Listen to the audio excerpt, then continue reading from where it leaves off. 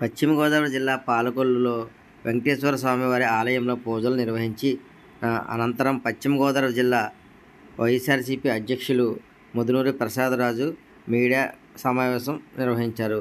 ఈ కార్యక్రమంలో భాగంగా ఈ రాష్ట్ర ప్రభుత్వం ముఖ్యమంత్రి తిరుపతి లడ్డు తయారీలో కల్తీ జరిగిందని, ఒక రాజకీయ లబ్ధి కోసమే ఇలా చేస్తున్నారని అన్నారు. కానీ ప్రజలకు ఇచ్చిన హామీలు అమలు చేయకుండా ప్రజలను మోసం చేస్తున్నారని అన్నారు. రాష్ట్రవ్యాప్తంగా వెంకటేశ్వర స్వామి యొక్క భక్తులందరూ కూడా తీవ్రమైనటువంటి మనోవేదనకు గురవటం జరిగింది. ఎందుకనంటే ఈ రాష్ట్ర ముఖ్యమంత్రి గారు వెంకటేశ్వర స్వామి సన్నిధిలో తయారవుతున్నటువంటి లడ్డు కల్తీ జరిగిందని, కల్తీ నెయ్యి వాడటం ద్వారా ఆ లడ్డు అపవిత్రమైందని, దీనికి బాధ్యత అప్పుడున్నటువంటి పాలక మండలిని, దీన్ని ప్రక్షాళన చేస్తున్నాం అని ఆయన అనౌన్స్ చేయటం జరిగింది. మరి వెంటనే జగన్మోహన్ రెడ్డి గారు కూడా ప్రెస్ మీట్ పెట్టి,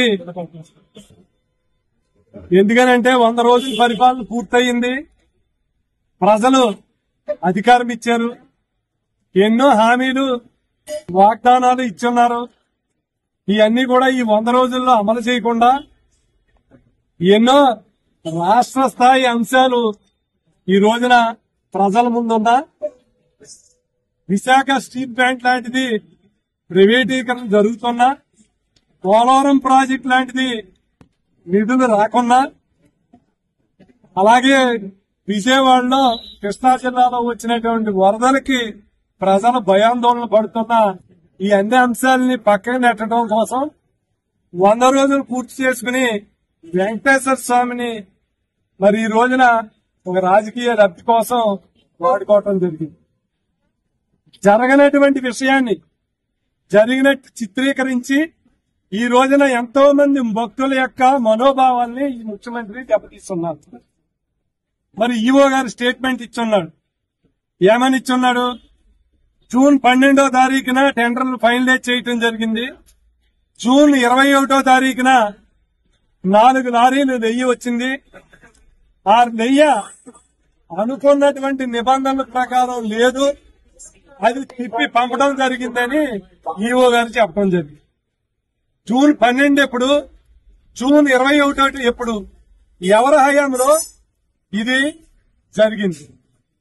గతంలో చంద్రబాబు నాయుడు ముఖ్యమంత్రిగా ఉండగా ఇలా 18 సార్లు తిప్పి పంపడం జరిగింది.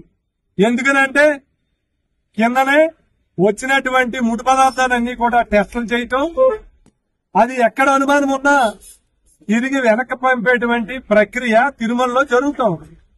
మరి ఈ రోజున నెయ్యి కూడా అలా తిప్పి పంపి ల్యాబ్ టెస్ట్ చేయించామని, దీంట్లో కల్తీ జరిగిందని చెప్పడం జరిగింది. మరి దీని మీద ఎంతో మంది భక్తుల యొక్క మనోభావాలు దెబ్బతిన్నాయి. వాస్తవం ఏంటో తెలియక చాలా మంది భక్తులు వెంకటేశ్వర స్వామి నిత్యం కొలుచుకునేటువంటి భక్తులు ఎంతో మంది డైనమలో పట్టడం జరిగింది. జగన్మోహన్ రెడ్డి గారు ఒకటే చెప్పడం జరిగింది, ఇక్కడ ఉన్నటువంటి ముఖ్యమంత్రి మరి రాజకీయ దురుద్దేశంతో ఈ వెంకటేశ్వర స్వామిని బయటకు లాగుతూ ఉన్నాడు. ఇది సరైనటువంటి చర్య కాదు. ఒకవేళ ఏదన్నా అవకతవకలు జరిగితే ప్రధానమంత్రికి లెటర్ రాయటం జరిగింది, సుప్రీంకోర్టు సిట్టింగ్ జడ్జి చేత విచారణ చేయించండి, ఒక అత్యున్నతమైనటువంటి న్యాయ వ్యవస్థ చేత విచారణ జరిపించండి అని కోరటం జరిగింది.